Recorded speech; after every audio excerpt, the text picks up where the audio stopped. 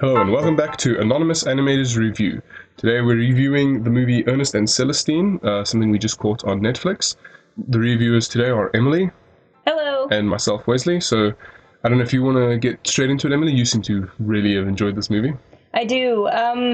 As I mentioned to you off mic, I have a weird fascination with animated films that are not American, just because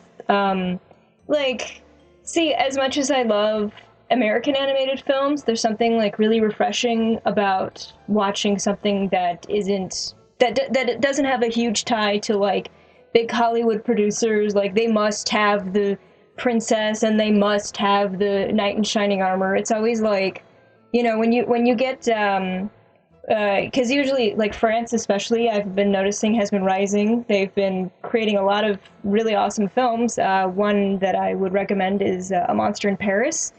I don't know, there's just always something really refreshing about it. The storytelling is quite different. Oh, very much so, but that's why I like it. It's not, well, let's put it this way, it's not as formulaic. The one down point to a lot of American movies nowadays and TV in general has started developing. I mean, and that's what, that's how success is, I guess, sort of set, right? But you eventually do get bored of it. Yeah. I mean, if we're going to use any example, I mean, look at the superhero genre right now, right? It's in the beginning it was refreshing, but now it's sort of become samey, and it's been in not even 10 years, like 5 years. Yeah. And that especially happens with animation. Yeah. Well, let's get to this first. A couple of facts about Ernest and Celestine. It's a traditional film. Yes. I mean, I guess it's digital, but it's got this beautiful watercolor style to it. It's very beautiful. It's very interesting, and they've got these little tidbits of like how animation, but a good couple of years ago was how music would be. Think of what's that Mickey Mouse with the what am I thinking of? Where they do the music and everything's animated to the music? Oh, like the old school Mickey Mouse? Well, there's two of them though. It's I just can't remember the name of it. And I was like something. Fantasia? Fantasia, right? Fantasia, Fantasia 2000. There was that part where the bear is playing on the piano. Oh yeah. While Celeste is drawing, she's painting winter, and it's and that was, I just really liked that. That was a really nice little thing. It reminds me a lot of how the Prophets did stuff, with animated to music, which that's not done very often anymore. We have songs, if we're going to go back to American movies, we have songs. You have everything animated to a song, and it's this big, pop song Broadway production type of thing. But it's not like, oh, I'm just going to dabble in the piano and make the sounds of rain and then make an animation to that. That's not part of the pop, the mainstream, if you will, the pop culture. Sadly, though, I mean, this film cost 10 million euros to make, but it only made in the box office 6.2 million back. But as I mentioned to you, a film like this usually makes its money back through DVD sales and merchandising and stuff like that. There's a whole book. I mean, right, it's based off a kid's book, so that probably created more interest in those books, and those books sold a lot more. Well, the other thing, too, about this film, I actually discovered it came out in 2012, which I didn't know, because I don't think I even heard of this film until last year. I didn't know about it until you mentioned it. Yeah, because, I think it was up in the Oscars, I think, or something. It was, or maybe I'm thinking of something else, but, see, the problem with these films, these kinds of animated films, is they always tend to be, they're always in the shadow of the big blockbuster Disney, Pixar, DreamWorks films. And well, I mean, look at it. I mean, DreamWorks is releasing 2-3 films a year. Disney is also, and it's hard to, I mean, it's like saying, small coffee shops having a hard time competing against the big coffee shops. I mean, it's like the big coffee shops are there. They give you a taste that you're going to get no matter where you go in the world. Whereas a little coffee shop, that's unique to that area, and it's only really the local people that really enjoy it. Yeah. So the local people in this case is animators. Animators will be really keen to watch this, and people who are familiar with. I didn't know anything about this franchise. I don't know anything about this bear and this mouse. Yeah. It's not something that's familiar to me, but if you take Paddington, I know Paddington, Paddington Bear. And so when that movie was announced, I was like, oh, but if that movie was more indie, like this movie is, I think I would have still known about it because I know Paddington. You know, I mean, even look at how we reacted. Like a lot of animators knew about the Snoopy movie that's coming out soon, even though that's going to be put into the mainstream, and a lot of people are getting aware of it now. When we were like gushing about it, like it was just really animators that I knew were talking about it, like amongst each other. Like there wasn't really maybe some Snoopy fans, I guess. I would imagine so. Oh, my mother's a huge Snoopy fan, so believe me, the instant I knew about it and I showed the trailer to her, and she's like, "Yeah, I already knew." So it's just that's what happens to that type of thing. It's very hard to advertise for that, and usually small like I wouldn't say it's a small production because 10 million euros is quite a bit of money. Yeah. I'm not sure what the euro dollar conversion is, but last I checked, it was like for the Canadian dollar, it's almost twice as much. So $2 for a euro. Yeah. So I mean, you're looking at like $20 million. Yeah. And that's not a small chunk of change. And if you think of it that way, then it's like $18 million. What do we say for the return? 6.2. So that's about what, 12 $12 million back on a $20 million investment it's not a good sign. Yeah. Not especially for mainstream stuff. You usually want to break even at least, with these guys. Right. The downside to it is that it doesn't encourage people to invest in movies. That's where the problem lies. Everybody thinks that it's like investors with like countless money that are investing in these type of things. Yeah. And maybe part of it's true because it's most of the time it's also the studio, but that invests a large chunk in that. But it's like people want their money back. Right. I wouldn't put $1 million down if I wasn't expecting $1.1 million back. Like that's not how you invest. That's not how you make money. So if you put in $1 million and you only get like $500,000 back, you've lost $500,000 as a single person. Right. So which actually brings up another point that I would like to make is that because the thing with the mainstream films, right, is that like even before the films come out, they've already come out with toys, shirts, backpacks, lunch boxes, everything. There was nothing for this film. And I always hear people complain about why don't we ever get something different? Well, this is it. Yeah, here's a different thing, but I mean it's like animators are watching it. Yeah. But who else? And the thing is, like, the people who are asking for something different, again, are usually the animators or maybe even film buffs. But, like, the mainstream, they're not interested.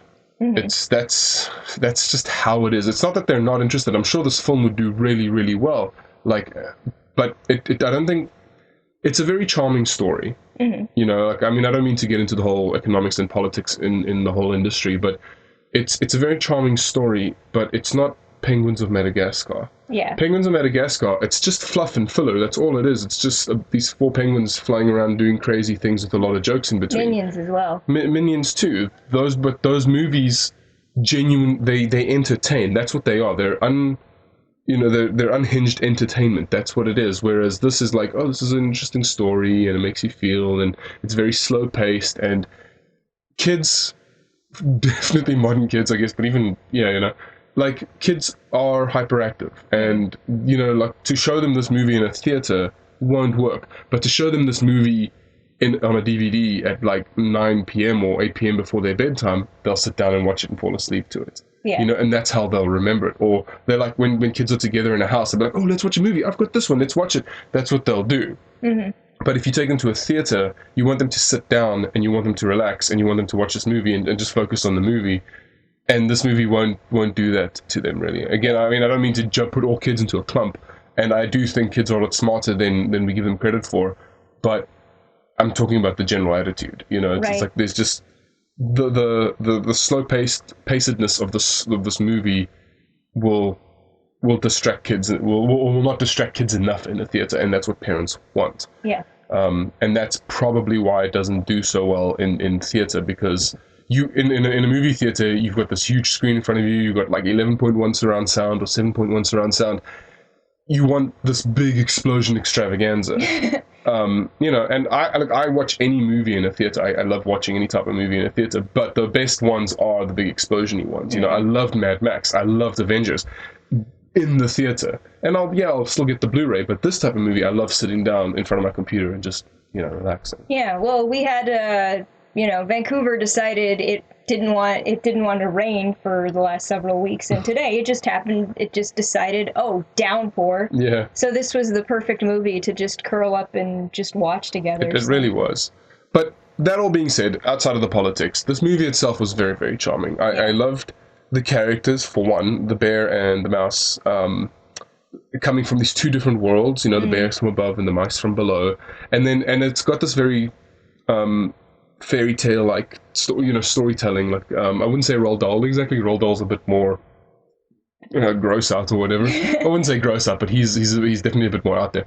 But you know, it's got that fairy tale charm to it. It's like, oh, there was a mouse and she made a friend with the bear, and that's what it is. Yeah. But it does it so well, because this ending of this movie was, you know, it wasn't, I mean, what's so refreshing about it outside of the American film is it wasn't a romantic relationship. It was friendship. It was genuine family-esque friendship. You know, it's like, or the friendship that's so strong they became a family type of thing. Yeah. You know, there was no, you know, and I mean, how could you have had a romantic link really between the bear and the mouse? But you get my point. It's like, I mean, not that they could have done it, but the fact that it wasn't there just made it refreshing. Yeah. That's what I liked about it, part of it. Also, I loved a lot of the animation. Oh gosh, yeah, the animation, like, there were just parts of it that were really snappy, but it was still really fully animated. It was just, they would pop into these poses, they do their acting, pop into another pose, just a lot of really beautiful acting. There was a lot more experimental animation with this, you know? Yeah, oh gosh, like, it's almost like if Miyazaki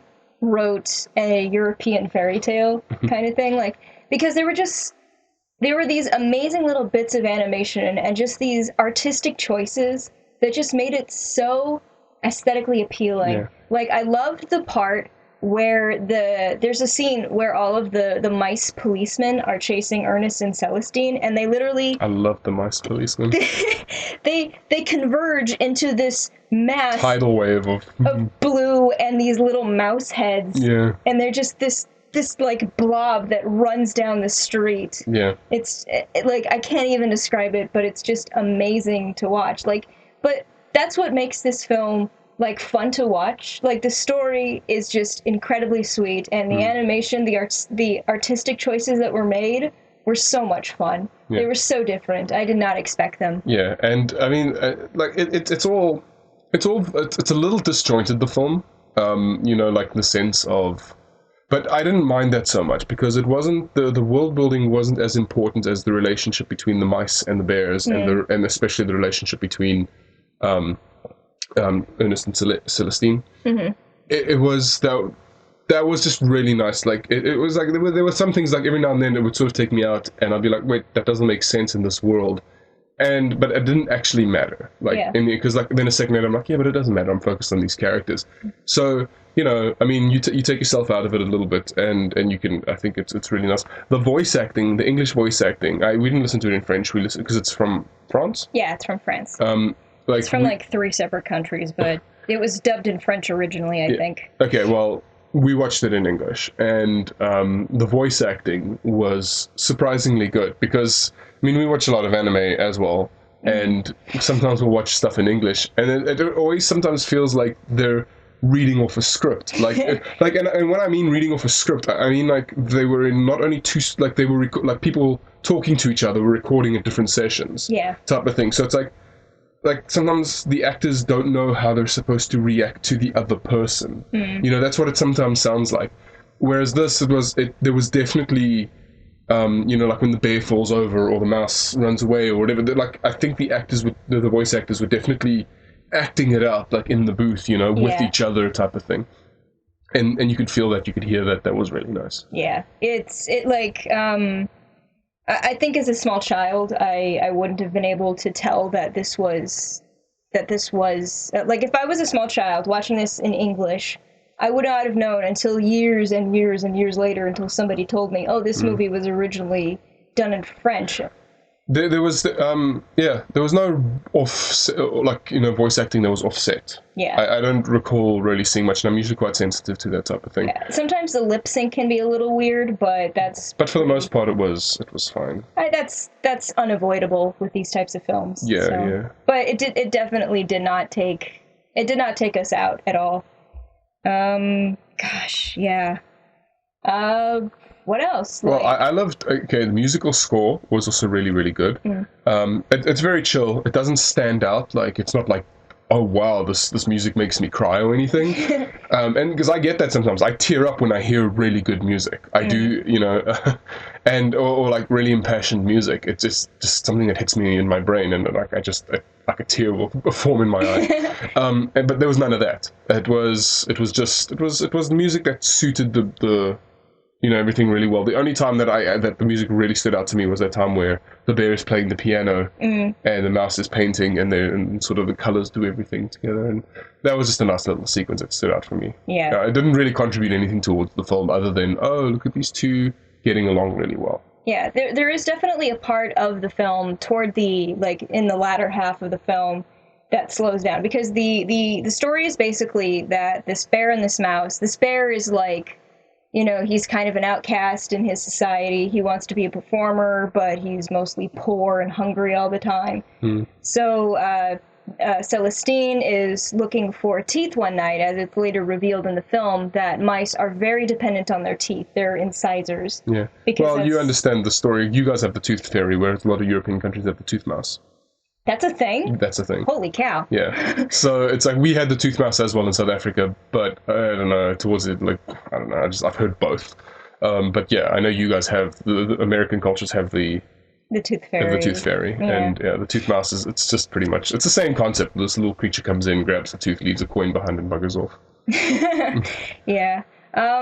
Yeah, so anyway, Well, I mean, don't you remember was it The Rise of the Guardians? That's the Santa movie, right, with the Santa and Jack Frost and everything? Yeah, the Russian Santa. Yeah, right. It was like the tooth fairy's like a mouse comes. I can't remember. There's a sequence where there's a mouse. Hummingbird, right? No. Like there's a sequence with, or they talk about mice or something. Anyway, she is. Oh, that's our European division. Oh, okay. She actually mentions that. I don't remember that part of the film. Okay, well, they do. She doesn't actually talk in that film, but who? The tooth fairy. She's a humming. She does. Really? Yeah. It's been years since I've seen it. She's got that weird Pixar smile where they do that sort of that curve up grin thing. Oh, right. Okay. I'll have to watch that film again. But yeah. So where was I? Yes. So Celestine is trying to steal a young bear's a baby, his baby tooth falls out. So she has to go steal it for the dentist's. But she gets stuck in a trash can, and that's how Ernest finds her, because he's just rummaging through garbage trying to find something to eat. Finds Celestine, almost tries to eat her, but, she... And this is also what I love about Celestine. She's very feisty. Yeah. She's like, she doesn't take, no for an answer, right? She's like, no, just relax and let me talk to you.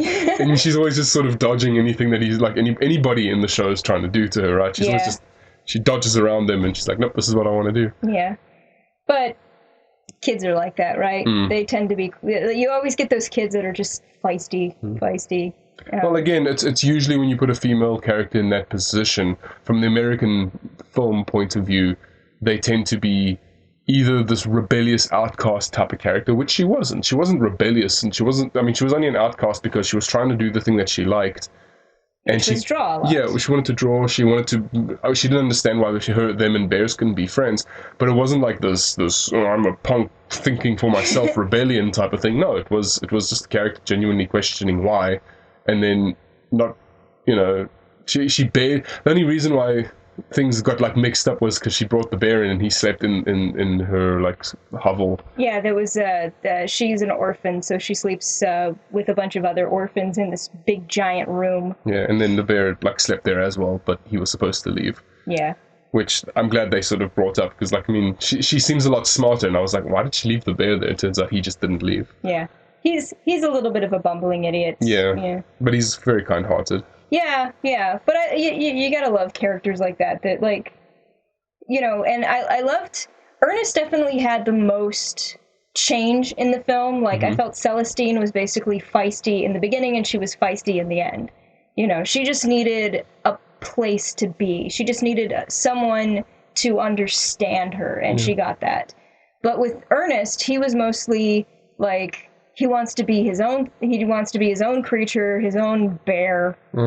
He wants, because in the beginning he doesn't, he's only in it for himself. The only reason he helps Celestine in the beginning is because there's something in it for him.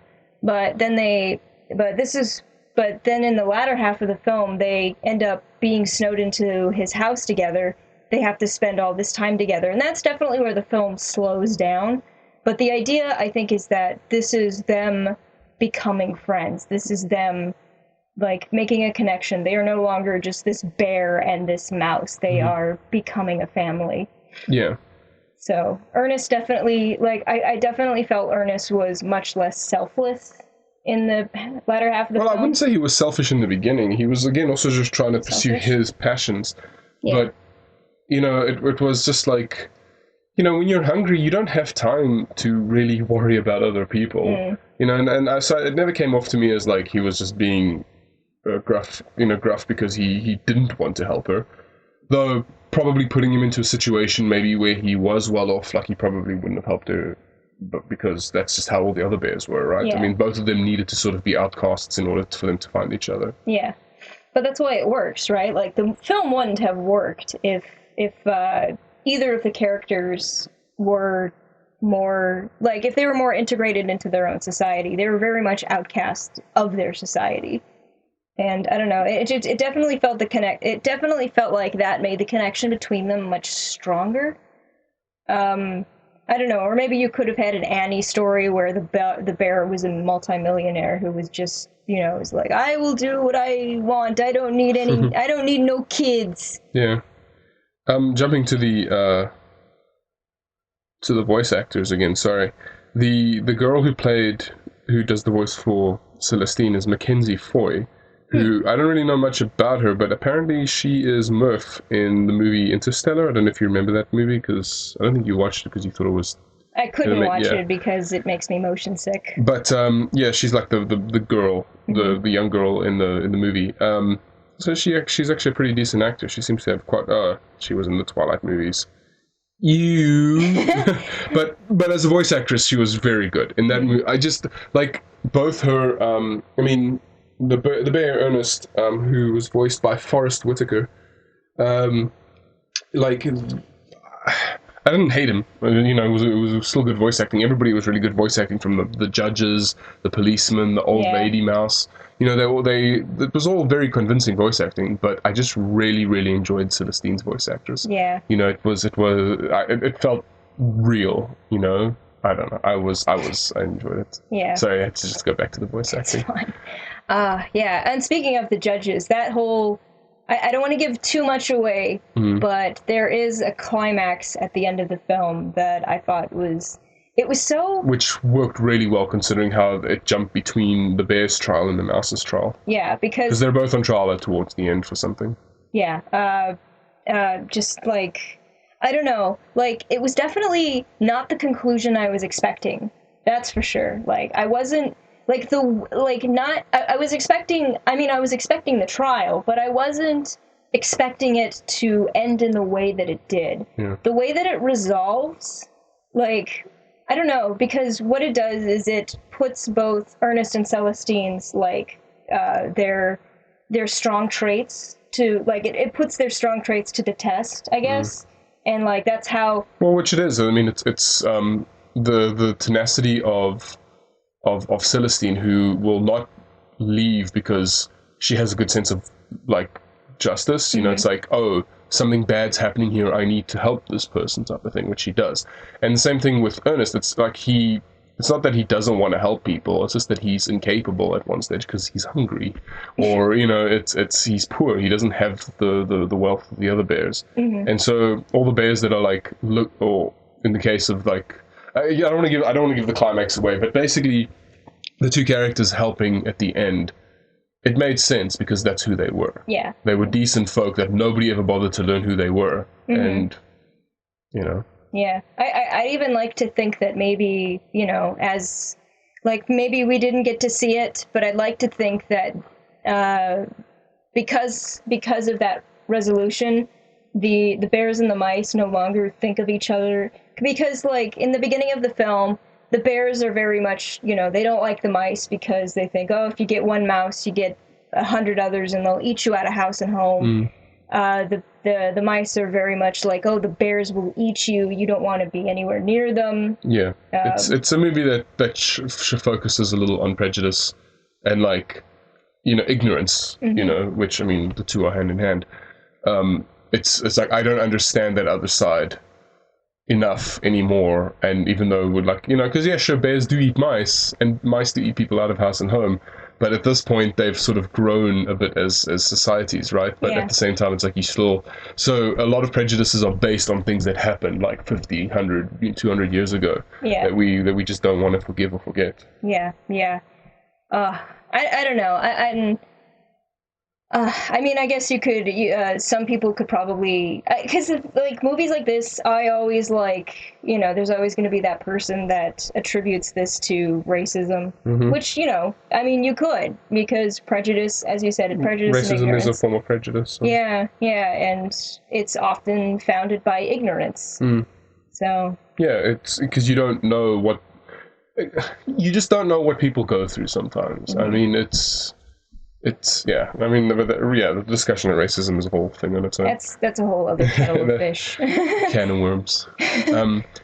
Yeah. So one of the things I didn't like about, again, like the disconnect of the story, right, is I mean, this is typical children's story type of thing where it's like, oh, look at this bear and he did a thing, and look at this mouse and it did a thing, and they're doing their nature, but at the same time they've got like this police, right? So the bear rummages through trash and he breaks into the candy store and and he steals the candy, and at the end of the film he's not being tried for stealing the candy. It's like, I get it, they're trying to want to have a happy ending, and but he stole the candy, broke into the dentist office, stole the teeth, helped steal the teeth with Celestine, and then they steal a car and run away, and they technically resisted arrest several times. So it's like all these crimes can be forgiven because they love each other, and it's like, what? Like, they did all these things, and so that's like, it's not a moral I particularly approve of, because it's like, you can't be forgiven your transgressions just because you are nice now, type of thing. That's not how that works. Yeah, sadly. Well, I mean, you got to have money if you want to get rid of your transgressions, and that's. Oh, I see what you did there. But yeah, it was that. I'm trying to think of sort of other little disconnects in the film. That it was just sort of like the world that it was built around. Like, again, it was these bears that were actual. Bears, but they still they were kind of real bears, but they had a society, and it's like, which were they? Because I mean, it's like, we're monkeys or we're apes, but we're not. We formed a society, I mean, we've got a different form of warfare and territorial claim than the apes. I mean, we don't throw poop at each other; we throw nuclear bombs at each other, and there's a big difference. So it's like, I don't know, but that's just really being nitpicky. Other than that, yeah, it doesn't have a lot of world building or lore, but it's got enough, as I said again, to you focus on the two main characters, and it's not based around this world. It's based around interaction between these two characters. Yeah, that's definitely true. These books definitely focus more on the characters than the world building, which, for all intents and purposes, I think still worked. Like, if you're like super nitpicky, yeah, I'm just being nitpicky about it. It's just like, oh, this is sort of what took me out of it for a little bit. But if you can ignore that, you get treated to a really nice animation. You get treated to a very nice aesthetic. Like, it's the animation is really nice, but the art around it is very beautiful too. It's got this water paint, this watercolor, right? Yeah. That's to it. Like every frame of this movie is like a drawing on its own. Pretty much. And then, like, you got a pretty decent soundtrack. You've got great voice acting. Yeah, it's not a bad film. I would, if you just sit with somebody and watch it, even if you sit by yourself, I think you could watch it. But coming to how many times I would watch it, I wouldn't watch it really more than once. I might watch it a second time if I was going to be like studying it, like, oh, like what made this film work really well. But then I'd be sitting there and like watching like collections of scenes.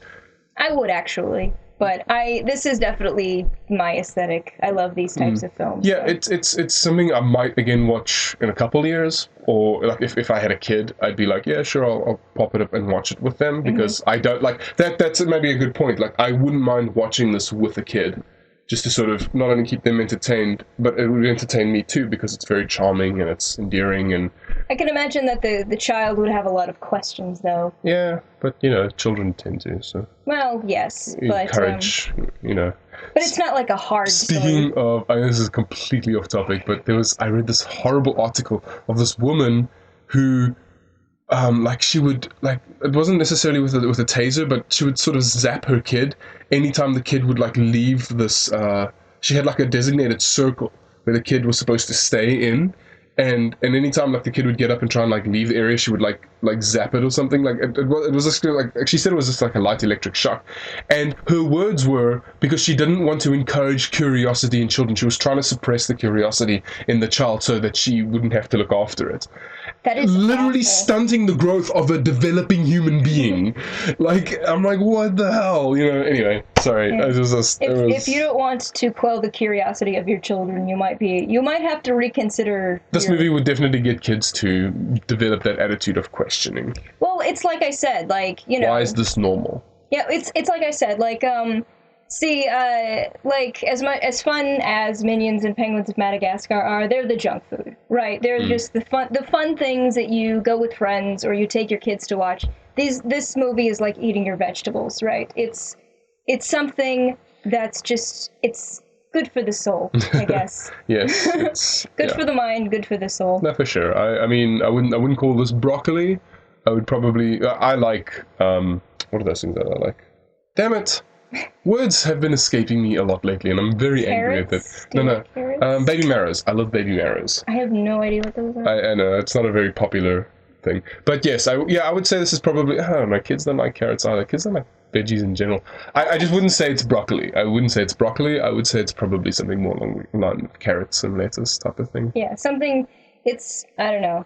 Like, if your kid is curious, loves a good story, definitely. Yeah. I would really recommend watch it with your kids. It's a good movie to appreciate. It's a good movie to, just watch and fall in love with. Yeah, if you're a fan of animation, definitely watch it. If you're one of those people who's like, when are we gonna get something different? Watch it. Yeah, seriously. Support it. Like, either support watch it. I mean, it's on Netflix for one. And if you can sort of rent it on some or whatever, I don't know what do they use in the UK instead of Netflix? I mean, they must have. I mean, Canada has shown me, right? I think the UK has Netflix. Do they? Well, whatever. I mean, the point is, try and support it. Like, give it the views that it generates the advertising revenue from, or whatever. Please, yes. Download it legally through iTunes and Amazon. I think Amazon also they like have rent movies or whatever. If you have like Prime or I don't know. Point is, support. I would recommend supporting this. If you're an animation fan and you want to see 2D like hand drawn come back, start supporting these type of films. If you're a family, who's just looking for something to entertain their kid, this is a good way to go. That's one thing we should definitely look at, like maybe making a discussion about films for kids, like animated films for kids and animated films not for kids. Because I remember as a kid, I think it was like maybe 11, 12. I think it was a movie called A Cat in Paris. I rented that film. Oh shoot, yeah. And no. It's wait, no, maybe it's not A Cat in Paris I'm thinking of, but I'm thinking of this German film. No, this is a French film. Okay, yeah, I'm thinking I remember it had different. subtitles, but I know the movie was in French. I'm thinking of something different. Even though it was a cat, and they were cats, there was definitely heavy sexual content in this movie. Like, you didn't see the cats having sex, but there was definitely implications about it and everything.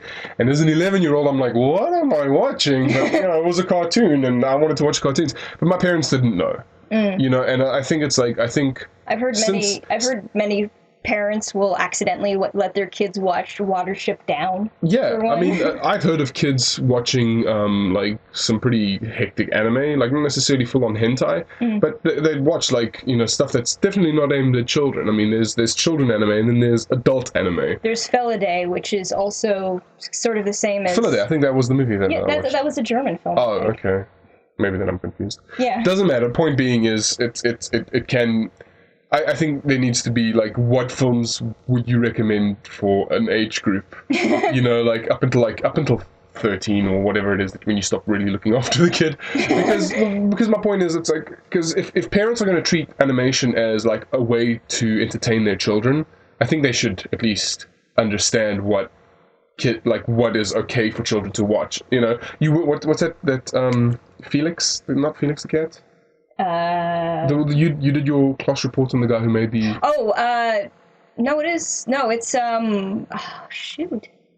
I should know this. It's by Ralph Bakshi, and it's Well, the point being is, like, his films aren't designed for children, right? But they're pretty much porn. But if you had to look at the front cover of it, if it didn't have that R18 and loving it type of thing on the front, you would think, oh, look at this goofy little kitty cat, and I'm just going to show it to my kid. And for the most part, I wouldn't be surprised if some kids had seen those films on accident. Because Fritz the cat, Fritz the cat, yeah.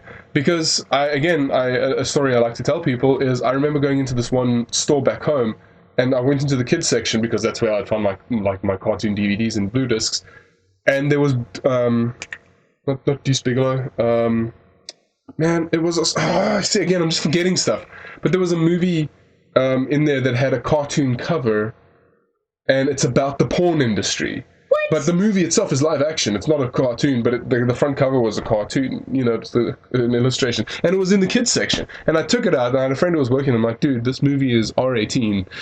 You shouldn't be putting it in the kids section. He was like, oh, okay, I'll change it. And then I came back like a few days later, and it was still there. I'm like, no, yeah. I tried. Well, that's something that the animation industry has been fighting against since, like...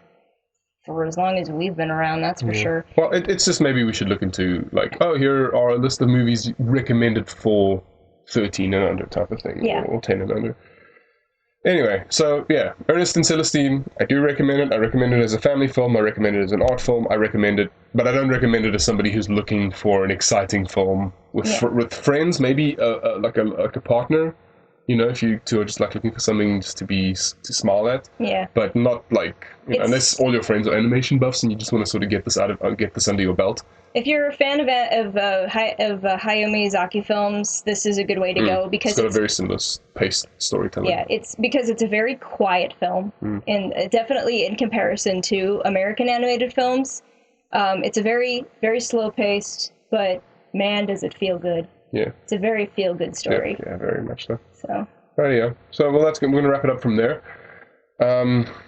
Okay, well, I'm going to just give all the details. If you want to contact us, if you watch things too, if you want to contact us, we're on iTunes too, and we're on YouTube, so whichever one you're listening to, you can support the other one if you can't get access to the other one. Mm-hmm. You can contact us at theanonymousanimators@gmail.com, theanonymators.tumblr.com, and yeah, like, I guess if you just go to the Anonymous Animators YouTube, you can leave a comment there. If you have any questions, if you have any people you want us to interview, try and get access to, or if you're an animator and you want to talk about it, I mean, I'm setting up a studio for that soon. Also, if you want us to discuss anything else, or you know, whatever. I mean, if there's any particular movies you want us to review, just if it's about animation, let us know. Oh yeah, well we're getting there. Right now we're just sort of mostly going through the movies we like or are interested in that we haven't seen yet. Yeah. Yeah, and that's great. Right. Is there anything you want to plug? Just my usual, neuroticartist.tumblr.com, nearostreet.deviantart.com. Yeah, I'm mostly working these days. Yeah, and I've also made an appearance on another podcast where we discuss BoJack Horseman. Mm-hmm. You'll probably have heard it at the beginning of the show, but I'll definitely put it either at the beginning or the end. I'll see how I feel when I'm editing. But yeah, we just sit for 3 episodes. I talk about BoJack Horseman, and we chat about it. Well, it's basically commentary over the film. So you watch the episode and you listen to the commentary. Yeah. But yeah, it was a lot of fun to do that, and I hope you people go and support that guy, because he does a lot of Rick and Morty reviews, nice. and it's he's got some very interesting points. So I'll link that later. Awesome. Okay. Good night, folks. All right. Ciao.